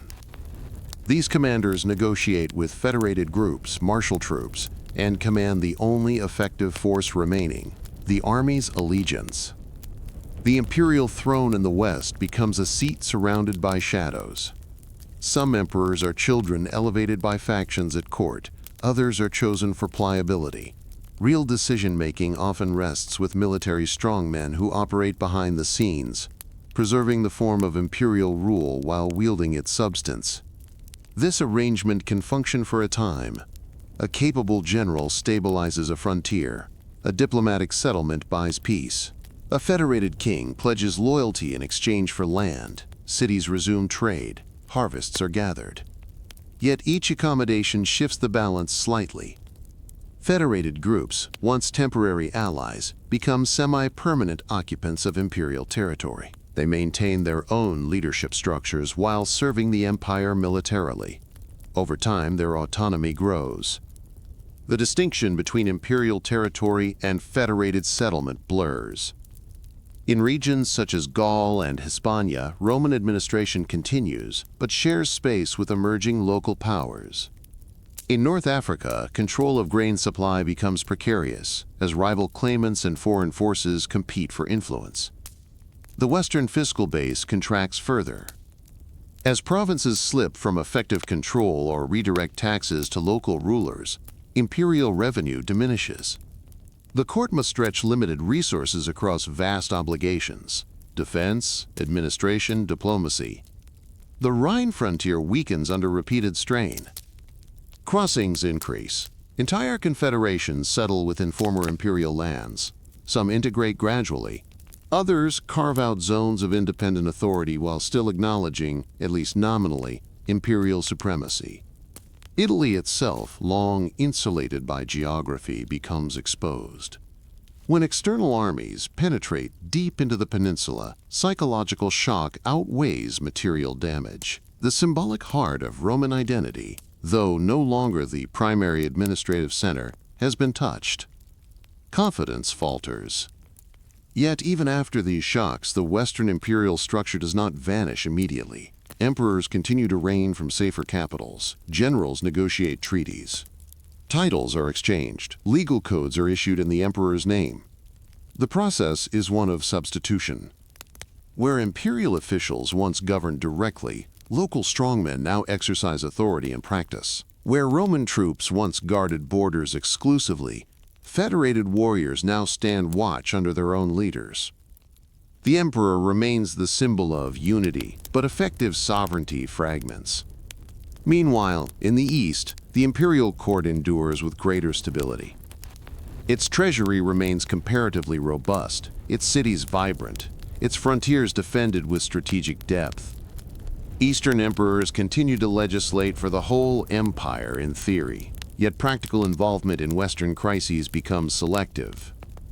Assistance may be sent, troops, subsidies, recognition of certain claimants, but not always in sufficient quantity to reverse Western decline. The divergence, long in development, becomes unmistakable. In the West, generals of non-imperial origin gain prominence. Some are born beyond the old frontiers. They rise through military ranks, command federated forces, and eventually determine who may occupy the imperial throne. These figures do not necessarily reject Roman identity. Many style themselves as defenders of Roman order. They preserve administrative forms, respect legal tradition, and maintain diplomatic ties with the Eastern court. Yet their authority rests on different foundations: personal military power rather than institutional continuity. As the 5th century advances, imperial succession in the West becomes increasingly compressed. Emperors rule briefly. They are elevated and removed by powerful generals who operate as kingmakers. The imperial title begins to resemble a mantle draped over a structure already hollowed. Cities continue functioning. Local councils manage affairs. Bishops mediate disputes and organize relief. Roman law persists as a framework for property and contract. Cultural continuity endures even as political cohesion frays. In some provinces, Roman and federated elites intermarry and collaborate. Administrative language remains Latin. Infrastructure, though aging, still connects regions. The transformation is gradual enough that many inhabitants may not perceive a decisive break. A tax is still collected, a legal judgment still issued, a market still convened. Yet the direction of command shifts quietly from imperial court to regional power centers. Eventually, the fiction of Western imperial autonomy becomes difficult to sustain. When a powerful military leader in Italy decides that maintaining a separate Western emperor is unnecessary, he does not proclaim the end of Rome. He simply declines to appoint another figurehead. Imperial insignia are sent eastward.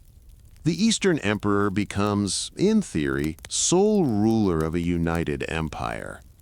In practice, Western territories are governed by regional rulers who acknowledge Eastern supremacy symbolically while exercising independent control. The year later generations will cite as the fall of the Western Empire is therefore administrative rather than apocalyptic. No city instantly empties. No language vanishes. No road collapses overnight. Instead, an imperial office ceases to be filled. The West transitions from direct imperial governance to a mosaic of successor kingdoms, rooted partly in Roman institutions and partly in federated traditions. Roman identity does not disappear with the office. Law codes remain influential. Administrative habits endure. The Church preserves networks of literacy and organization. Many regional rulers adopt Roman titles and seek legitimacy through continuity rather than rupture. The Eastern Empire continues, adapting further and preserving imperial structures for centuries to come. From its perspective, Rome has not fallen, it has contracted. For inhabitants of the former Western provinces, life remains a mixture of continuity and change. Land is cultivated, trade routes adjust, taxes are paid to new authorities, cultural memory of Rome persists in language, architecture, and law. The world of Roman emperors in decline thus concludes not with annihilation, but with transformation. The Western emperor's throne, once the apex of Mediterranean power, fades into redundancy. Authority relocates into regional courts and federated leadership. The imperial experiment that began with consolidation under a single ruler centuries earlier dissolves in the West through gradual substitution rather than violent erasure. Decline has been a long twilight. It has involved succession crises, monetary instability, plague, structural reform, religious transformation, frontier pressure, and administrative asymmetry. Each phase narrowed margins. Each adaptation bought time. Each reform reshaped identity. In the end, the Western imperial office could no longer command the resources necessary to sustain its claim over all territories in practice. But Rome, its law, its language, its institutional memory, did not vanish. It evolved. The Eastern Empire carried forward imperial continuity. Western successor kingdoms inherited Roman frameworks and adapted them to new realities. The world of Roman emperors in decline therefore leaves behind not emptiness, but legacy.